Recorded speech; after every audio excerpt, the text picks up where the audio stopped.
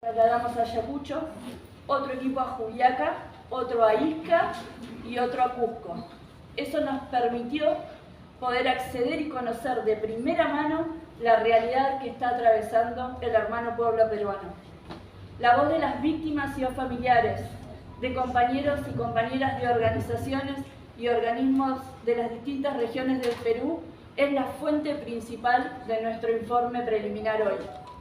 El sufrimiento del pueblo peruano entendemos que exige nuestro máximo esfuerzo, compromiso y rigor en la visibilización, denuncia y desnaturalización de las prácticas represivas que se encuentra desplegando el actual gobierno. Le paso la palabra a los compañeros.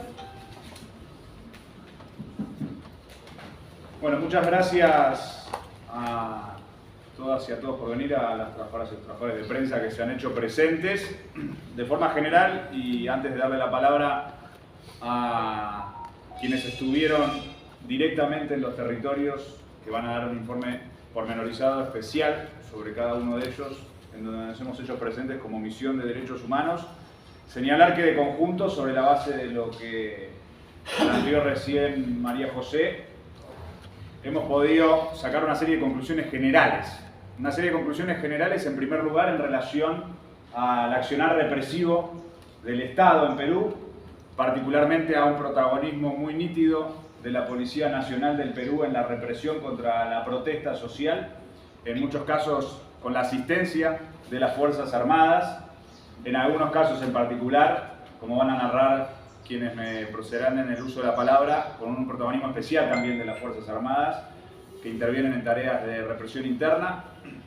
Hemos recabado numerosos testimonios y sobre la base de los testimonios que hemos recabado y también de nuestra participación físicamente directa en una de las movilizaciones que se realizó acá en Lima, hemos podido constatar el enorme despliegue represivo que se pone de pie en Perú contra la protesta social. Participamos de la manifestación hacia el Poder Legislativo el día 9, vimos miles y miles de efectivos policiales para restringir el libre ejercicio del derecho a la protesta. Lo que nos decían los manifestantes es que lo que es habitual en ese tipo de manifestaciones es que ni siquiera los dejen llegar a una cuadra del Congreso y muy rápidamente los repriman con gases lacrimógenos, por lo menos. Y en ese sentido hemos recibido testimonios acerca del asesinato de una persona en Lima producto de un disparo de una bomba de gas lacrimógeno de muy cerca a la altura del rostro. Hemos constatado también el uso de armas de fuego, proyectiles de armas de fuego que han causado asesinatos en el marco de las protestas sociales.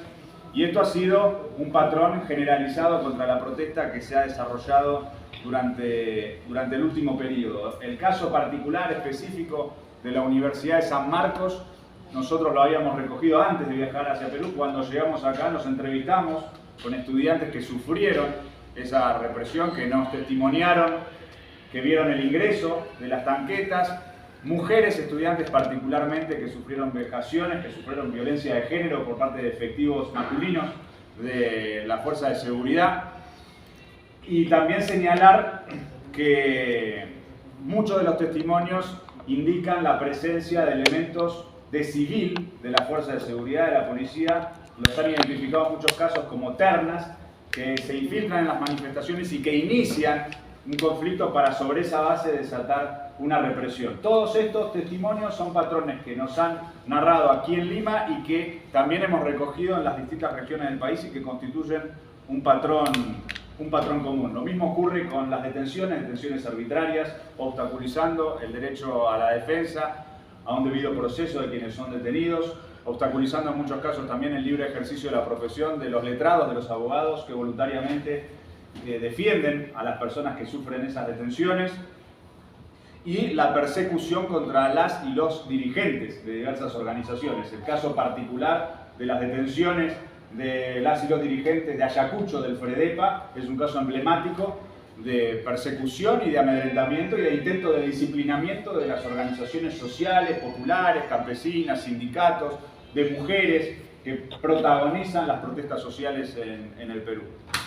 Otra de las cosas que podemos establecer como conclusión preliminar sobre la base de haber estado en Lima y haber recorrido el país es el hecho de que en Perú hay una legítima protesta.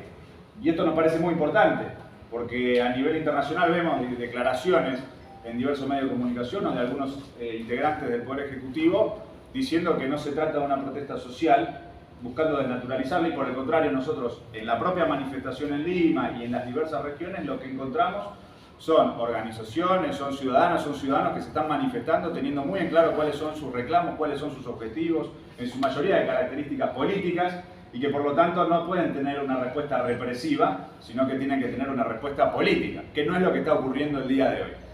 Y finalmente, para concluir y para darle la palabra a las y los demás integrantes de la misión, decir que uno de los principales planteos que nos han hecho en los diversos testimonios es la dificultad que hay actualmente para encontrar justicia. Justicia por los asesinatos, justicia por los heridos, de poder hacer una denuncia sin temor a sufrir persecución. Es decir, los diversos testimonios también tienen un patrón común acerca de una situación de persecución, incluso a las personas que se atreven a denunciar, de persecución a toda persona que tenga algún tipo de vínculo con las protestas o incluso a quienes hayan sufrido heridas en el marco de la protesta pero que no estaban participando de la misma. Es decir, la dificultad de acceder a un proceso justo, a un acto de justicia, y en ese sentido de ahí la importancia del trabajo de esta misión y de la campaña internacional para que todos los organismos internacionales de justicia fijen su respectiva posición. Finalmente, en base al informe preliminar que hemos elaborado como misión y que especialmente ha elaborado el equipo jurídico de la misión, integrado por letrados, abogadas, abogados especializados en materia de derechos humanos y de derecho público internacional, provisoriamente lo que podemos señalar es que hemos, sobre la base de los testimonios, y no solo los testimonios, sino de la prueba documental que nos han acompañado junto con los testimonios, videos, fotografías, necropsias, distintos tipos de elementos probatorios, nosotros podemos plantear provisoriamente que aquí se han cometido los siguientes delitos: delitos contra la vida, homicidios, delitos contra la integridad física, lesiones varias, delitos contra la integridad sexual, abusos sexuales, delitos contra la libertad, privación ilegal de la libertad, detenciones arbitrarias, torturas, delitos contra la libertad de reunión y el libre ejercicio de la protesta, delitos contra la propiedad, daño, delitos contra la libertad de tránsito, delitos contra el derecho de peticionar ante las autoridades y delitos contra la libertad de expresión. Y por lo tanto resulta a priori el carácter de lesa humanidad de estos delitos, atento a su carácter sistemático, generalizado y dirigido contra la población civil, así como también sobre la posibilidad de la procedencia de apertura de instancias jurisdiccionales universales, que es lo que planteamos sobre la base de la inexistencia de un proceso justo judicial al interior de Perú. Estas son las conclusiones generales provisorias que acompañan los relatos sobre la actividad de los territorios que hemos realizado como misión, que van a pasar a informar las demás y los demás integrantes de la misión. Muchas gracias. Bueno, buenos días a todos los trabajadores de prensa. Nuestra misión tomó testimonio en Cusco, en Ayacucho, en Lima, en Ica y en Juliaca. Pero también informar que seguimos recibiendo denuncias de distintas localidades del país como Apurímac, Andahuaylas, bueno, distintas denuncias que también van llegando al correo con material probatorio, ¿no? de la cantidad de violaciones a los derechos humanos que está ejerciendo el Estado sobre la población. Me voy a referir en particular, nuestra delegación se trasladó a Juliaca con 5 integrantes, trabajamos 2 días con la comunidad. Primero señalar que consideramos que Juliaca ha sido el epicentro de la represión. En esa zona se cuentan ya 20 muertos, pero en el primer día de manifestación, que estamos refiriéndonos al 9 de enero, bueno, los relatos de la población son verdaderamente desgarradores. Primero, 20 asesinados, 18 identificados, 2 NN. Señalo también que hay mucho temor a denunciar. Sin embargo, la gente se acercó y acercó sus denuncias a la delegación.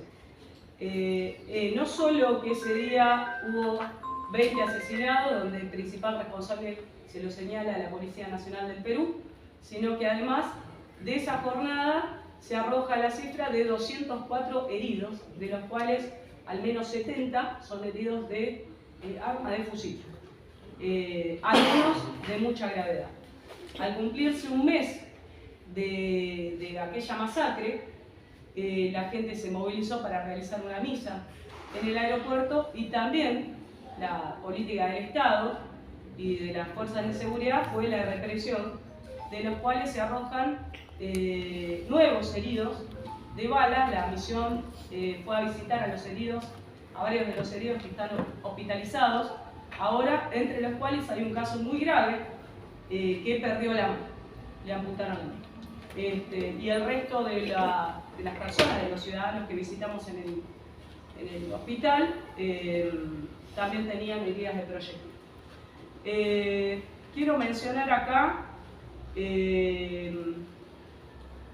que los relatos hablan de una sistematicidad de la dinámica represiva que incluía disparos de bombas lacrimógenas sobre la manifestación que se estaba realizando, una estampida de humo, de gas lacrimógeno, y junto con ello esto estaba combinado con disparos y de plomo, ¿verdad?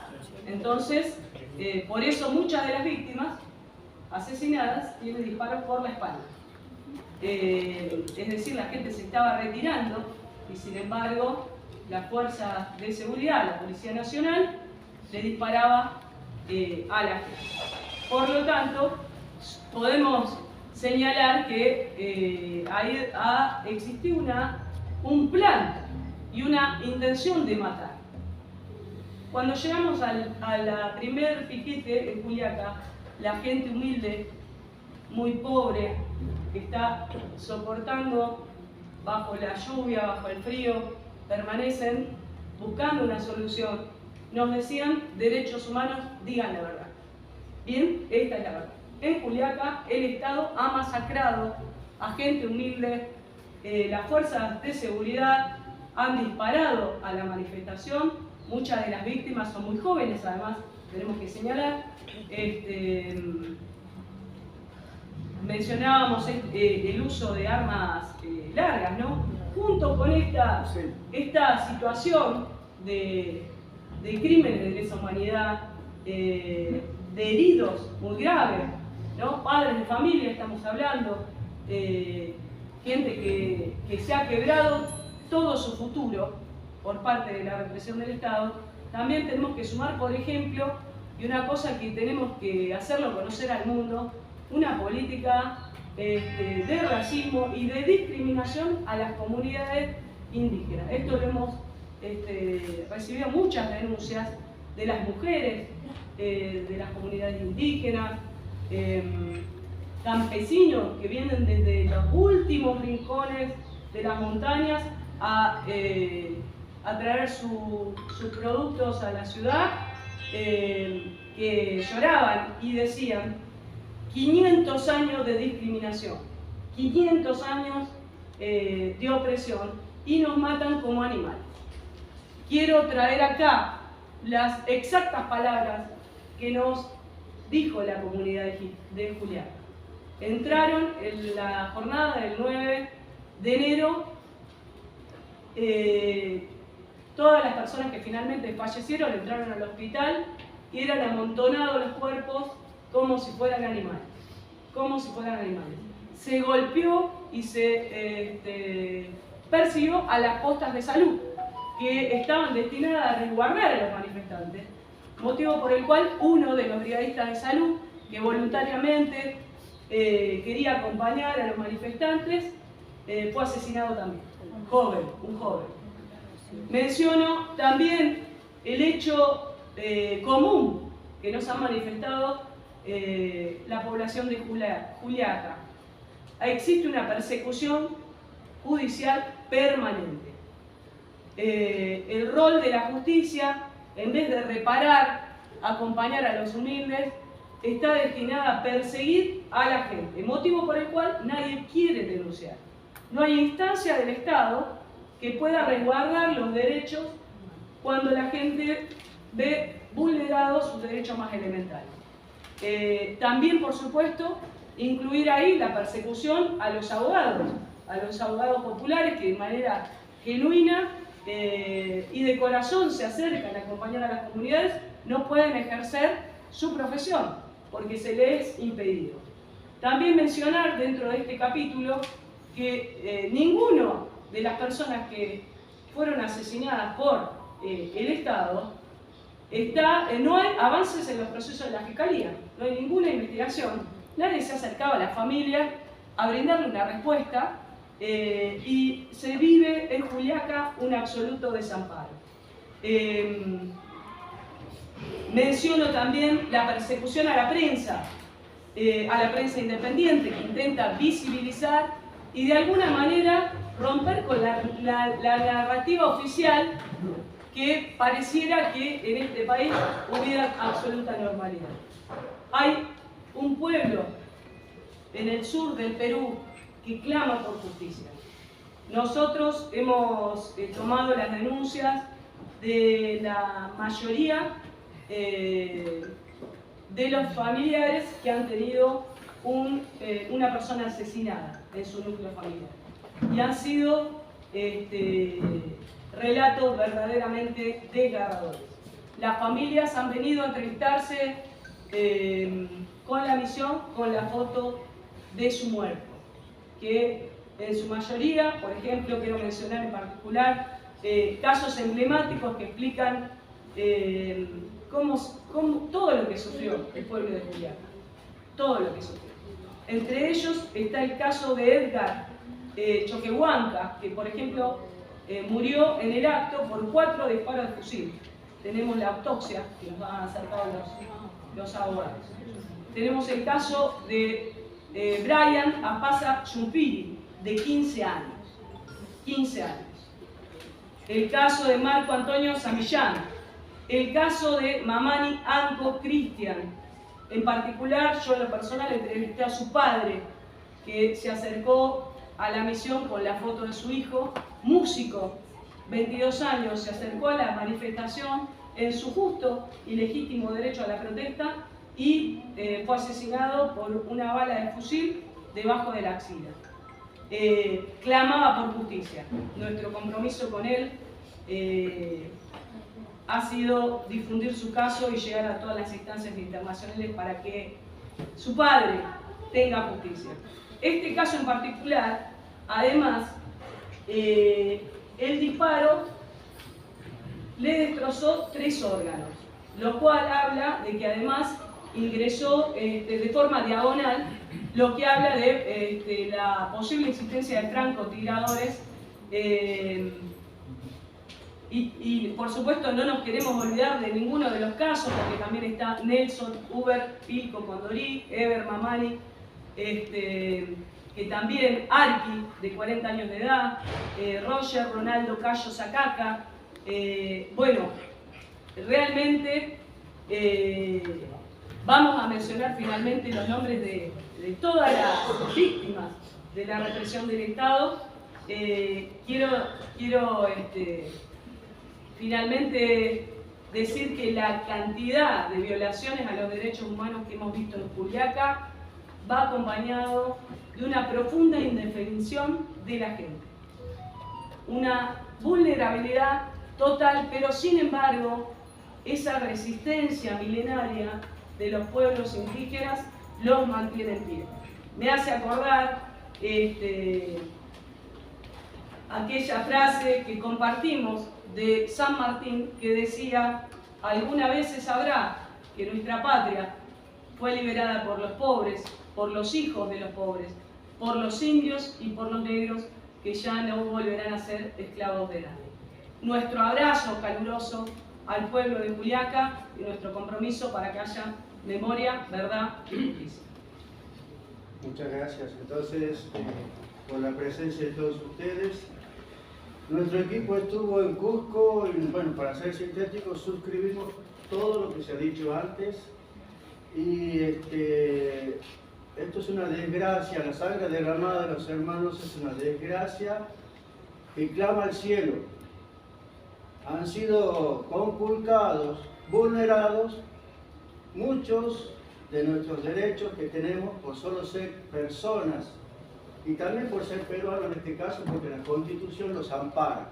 Entonces, para ser concreto, no se trata solamente de represión.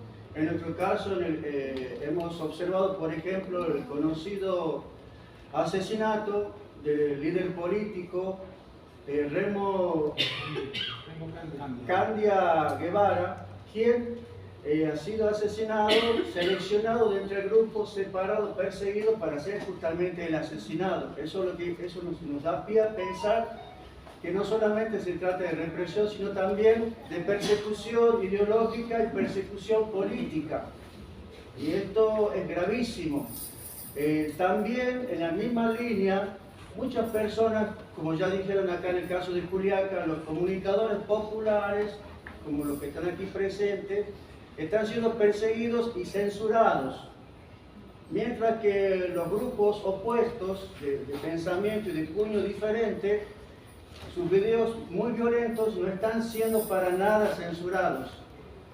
Entonces aquí se trata de un trato discriminado, doloroso, porque la población, desconfiando de los medios y canales abiertos, usa estos otros medios alternativos que realmente están siendo más auténticos, fieles a la verdad, mejor dicho. Entonces, también quiero resaltar que acá hemos descubierto mucho miedo por parte de la población y que ese miedo ha sido incoado, ha sido metido por las fuerzas del Estado. Por lo tanto, quien mete el miedo acá es el Estado, por lo tanto es el Estado el terrorista, no las personas que en paz quieren manifestar sus pensamientos.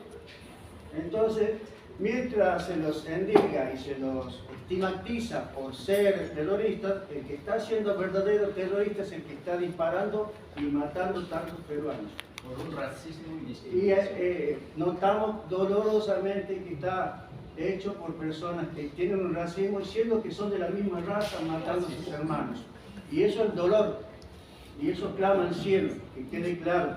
No va a quedar así nomás eso. No buscamos venganza, no se trata de venganza, sino que la justicia humana de los hermanos y hermanas, y también solidaria, va a llegar en algún momento, no sabemos cuándo.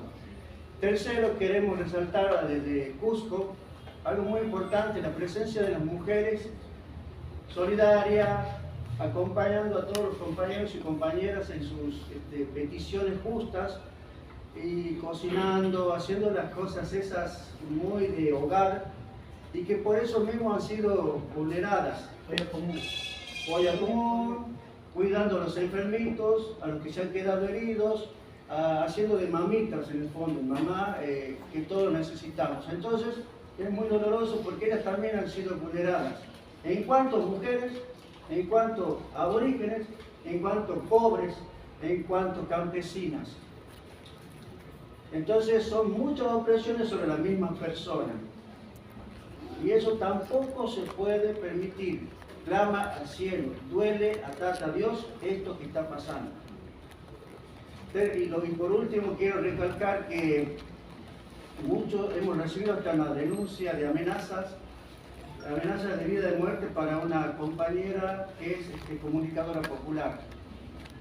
Y eso es peligroso porque ya se trata de persecución y prohibir a la persona, negarle el derecho a expresar sus ideas.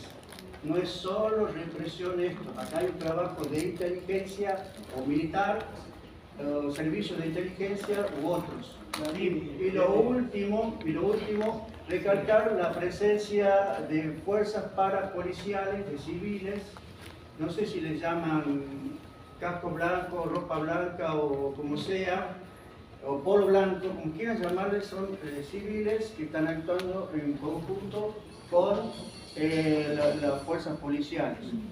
Entonces acá no basta con que se busque un soldado raso, un policía raso, sino hay que llegar a los mentores, a quien piensa y quien dirige desde arriba.